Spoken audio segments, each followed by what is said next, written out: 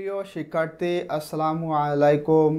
আজকের এই ক্লাসে আমরা অষ্টম শ্রেণীর ইংরাজি বইয়ের চ্যাপ্টার 5.3.2 নিয়ে আলোচনা করব। এখানে কয়েকটা প্রশ্ন রয়েছে। এই প্রশ্নগুলোর উত্তর আমি তোমাদের সাথে ইনশাল্লাহ শেয়ার করব এবং এই প্রশ্নগুলো ভালো করে বোঝার জন্য এবং এই প্রশ্নগুলোর উত্তর সুন্দর করে করার জন্য অবশ্যই তোমরা উপরে যে টেক্সটটা রয়েছে এই যে এই টেক্সটটা তোমাদের সুন্দর করে পড়া থাকতে হবে। যদি এই টেক্সটটা তোমরা সুন্দর করে পড়তে পারো তাহলেই তোমরা এখানকার যে প্রশ্নগুলো রয়েছে এগুলা বুঝতে পারবা এবং অ্যান্সারগুলাও খুবই সহজে এবং সুন্দর করে করতে পারবা। তো তোমাদের কাছে বিনয়ের সাথে অনুরোধ থাকবে তোমরা অবশ্যই পূর্বের যে টেক্সট সেটা পড়বা। তো এখানে দেখো প্রথম প্রশ্নে বলা হচ্ছে what is the text about. টেক্সটটা কি সম্পর্কে, এটার বাংলা অর্থ সহ আমি তোমাদের জন্য প্রশ্নগুলোর উত্তর খুবই সুন্দর করে এখানে লিখেছি। এখন এখান থেকে আমি তোমাদেরকে জাস্ট বুঝিয়ে দিব। এখানে দেখো প্রথম প্রশ্নটা হলো what is the text about, মানে টেক্সট বা লেখাটি কি সম্পর্কে।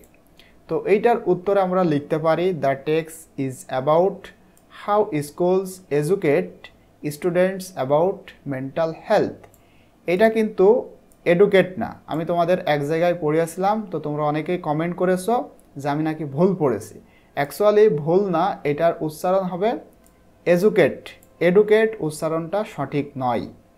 তাহলে টেক্সটটি কি সম্পর্কে, the text is about how schools, কিভাবে স্কুলগুলা এডুকেট মানে শিক্ষিত করছে স্টুডেন্টস শিক্ষার্থীদেরকে about mental health. Mental health বলতে কি বোঝায়, মেন্টাল হেলথ মানে মানসিক স্বাস্থ্য সম্পর্কে কিভাবে ছাত্রছাত্রীদেরকে শিক্ষিত করে সেইটা নিয়েই মূলত এখানে যে টেক্সটটা ছিল সেটা। তো এটা তোমরা ইজিলি বুঝতে পারছো। পরবর্তীতে দেখো বি নম্বরে হাউ ম্যানি আইডিয়াস আর দেওয়ার ইন দ্য টেক্সট। এই টেক্সটের মধ্যে কতগুলা আইডিয়া রয়েছে। আইডিয়া মানে কি ধারণা, কতগুলা ধারণা রয়েছে। হোয়াট আর দে, সেই ধারণাগুলা কি কি। এখানে আইডিয়া আর মানে প্যাসেজ বা প্যারা কিন্তু এক না, প্যারাগ্রাফস রয়েছে 8টা। এই টেক্সটের মধ্যে প্যারাগ্রাফ রয়েছে 8টা, কিন্তু আইডিয়া রয়েছে 6 আইডিয়া, মানে 6টা ধারণা রয়েছে। ঠিক আছে, দেয়ার আর 6 আইডিয়াস। প্যারাগ্রাফ আমি আবারও বলতেছি, প্যারাগ্রাফ রয়েছে 8টা কিন্তু আইডিয়া রয়েছে 6টা। তাহলে দেয়ার আর 6 আইডিয়াস, 6টা ধারণা রয়েছে। সেই 6টা ধারণা এই যে এখানে আমি তোমাদের জন্য লিখে দিয়েছি। Stigma, factors, school health, initiatives, তারপরে সোসাইটাল অ্যাটিটিউডস অ্যান্ড কনক্লুশন। এই 6টা আইডিয়া বা ধারণা রয়েছে। আচ্ছা, এই প্রশ্নের উত্তর যারা একটু বড় করে লিখতে চাই তাদের জন্য আমি এখানে একটু বড় করে লিখে দিয়েছি, মানে যে 6টা ধারণা আমি এখানে পেয়েছি সেটা একটু পয়েন্ট আউট করে তাদের জন্য লিখেছি যারা একটু বড় করে লিখতে চাই। দেখো এখানে আমি লিখেছি দেয়ার আর সেভারাল আইডিয়াস, মানে বেশ কিছু ধারণা এখানে রয়েছে, মানে প্রেজেন্টেড ইন দ্য টেক্সট। এখানে সেভারাল দেওয়ার কারণ হলো তোমরা যদি মনে করো যে আমরা একেবারে সংখ্যা নির্দিষ্ট করে বলবো না তখন এভাবে লিখতে পারো। তারপরে 6টা তোমরা এভাবে পয়েন্ট আউট করে লিখতে পারো। এটার বাংলা অর্থ আমি এখানে লিখে দিয়েছি, তোমরা দেখলে ভালো করে বুঝতে পারবা। এরপরে দেখো সি নম্বর প্রশ্নে বলা হচ্ছে are the ideas connected to each other, মানে এই যে আইডিয়াগুলা বা ধারণাগুলা এইটা কি একটা আর একটার সাথে সংযুক্ত। ইফ ইয়েস, যদি ইয়েস হয় মানে যদি হ্যাঁ হয়, হাউ আর দে কানেক্টেড, তারা কিভাবে সংযুক্ত এইটা কিন্তু তোমাদেরকে বলতে হবে। তো এই প্রশ্নের উত্তর আমরা লিখতে পারি ইয়েস। তার মানে প্রথম প্রশ্নটা কি করা হলো যে তারা কি এই আইডিয়াগুলা কি একটা আর একটার সাথে সংযুক্ত, আমরা বলবো ইয়েস মানে হ্যাঁ সংযুক্ত। দ্য আইডিয়াস আর কানেক্টেড, এই যে ধারণাগুলা এগুলা সংযুক্ত। কিভাবে, তোমরা যদি এটা লিখতে চাও লিখতে পারো, না লিখলেও কোনো সমস্যা নাই, আমি এক্সট্রাভাবে এটা দিয়েছি। এই আইডিয়াগুলা সংযুক্ত থ্রু কোহেসিভ ডিভাইসেস, মানে কোহেসিভ ডিভাইসের মাধ্যমে, সাচ অ্যাজ যেমন প্রোনাউন্স, কনজাংশনস অ্যান্ড কানেক্টরস। এইগুলা হলো কোহেসিভ ডিভাইস, এইগুলার মাধ্যমে মূলত ধারণাগুলা সংযুক্ত। এবং এখানে বলা হচ্ছে ইফ ইয়েস, যদি ইয়েস হয় হাউ আর দে কানেক্টেড, কিভাবে তারা সংযুক্ত। তাহলে আমরা বলবো by showing how schools and society deal with mental health issues. মানে এটা দেখায় যে মানে দেখানোর দ্বারা মূলত কানেক্টেড।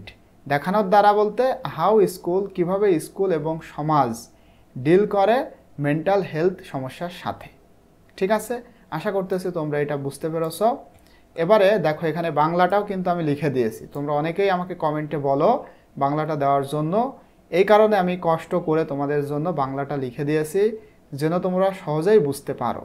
তো তোমরা যদি সত্যি বুঝতে পারো এবং আমার এই ক্লাসগুলো তোমাদের ভালো লেগে থাকে, তোমাদের কাছে একটা অনুরোধ থাকবে, তোমরা যারা এখনও আমাদের এই চ্যানেলটি সাবস্ক্রাইব করোনি, please subscribe our channel and stay connected. এবং তুমি যদি অলরেডি সাবস্ক্রাইব করে থাকো তোমাকে অসংখ্য ধন্যবাদ।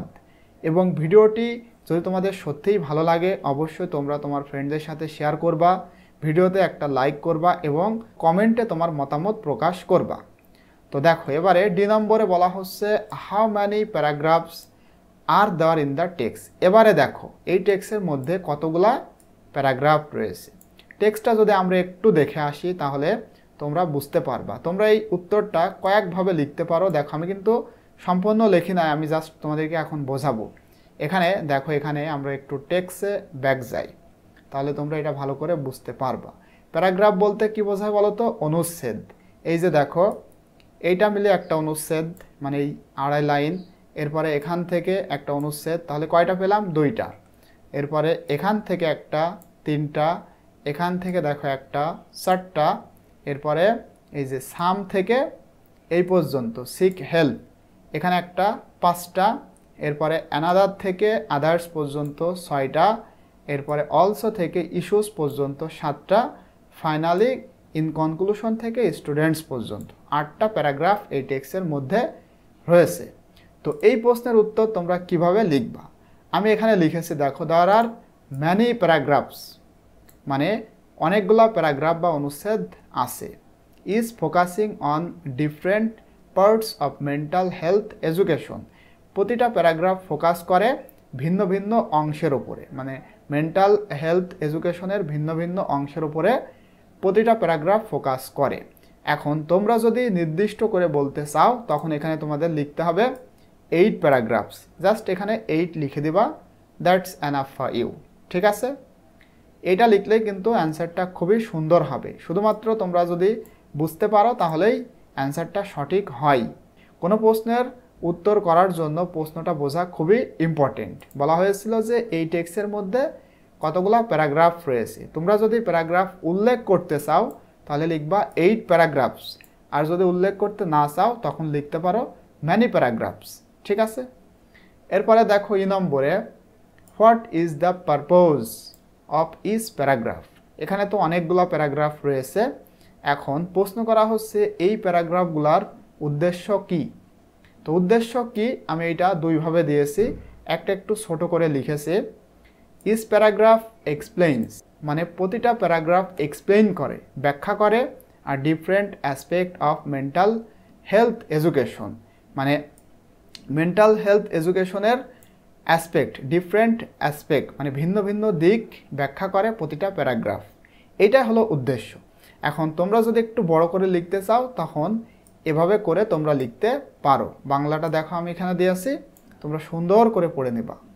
ফাইনালি আর রয়েছে একটা প্রশ্ন, দেখো how have the paragraphs been used to organize the ideas of the text. প্রশ্নটা একটু ভালো করে বোঝার চেষ্টা করো। বলা হচ্ছে হাউ হ্যাভ দ্য প্যারাগ্রাফস, মানে কিভাবে প্যারাগ্রাফগুলা হ্যাভ বিন, এই যে এটা হ্যাভ তারপরে বিন মানে হ্যাভ বিন ইউজড ব্যবহৃত হয়েছে, কিভাবে প্যারাগ্রাফ বা অনুচ্ছেদগুলা ব্যবহৃত হয়েছে টু অর্গানাইজ সংগঠন করতে, দ্য আইডিয়াস এই ধারণাগুলাকে, অফ দ্য টেক্সট মানে এই টেক্সটের ধারণাগুলাকে সংগঠন করতে বা একটার সাথে আরেকটা সংযোগ ঘটাতে কিভাবে প্যারাগ্রাফগুলো ব্যবহৃত হয়েছে। তো এই প্রশ্নের উত্তর আমরা কি লিখতে পারি? দেখো the paragraphs have been used, এটা ব্যবহৃত হয়েছে, প্যারাগ্রাফগুলো ব্যবহৃত হয়েছে to organize the ideas of the text মানে এই টেক্সটের ধারণাগুলোকে অর্গানাইজ করতে ব্যবহৃত হয়েছে by presenting each idea in a separate section, মানে ভিন্ন ভিন্ন সেকশনে এই ধারণাগুলোকে প্রেজেন্ট করার দ্বারা, মানে এই আইডিয়াগুলোকে সেপারেটভাবে প্রেজেন্ট করার মাধ্যমে এই যে ধারণাগুলা সেগুলা অর্গানাইজ করা হয়েছে। Allowing for clarity and coherence, এবং অ্যালাউইং করা হয়েছে, অনুমতি দেওয়া হয়েছে ফর ক্লিয়ারিটি, স্পষ্টতার জন্য, অ্যান্ড কোহেরেন্সের জন্য। Each paragraph focuses on a specific aspect of mental health education. প্রতিটা প্যারাগ্রাফ ফোকাস করেছে একটা নির্দিষ্ট বিষয় বা দিকের প্রতি মেন্টাল হেলথ এডুকেশনের, and contributes to the overall understanding of the topic, এবং এই টপিক বা বিষয়টাকে সর্বোপরি বুঝতে অবদান রেখেছে প্রতিটা প্যারাগ্রাফ, এবং এভাবেই মূলত প্যারাগ্রাফগুলো অর্গানাইজ করা হয়েছে।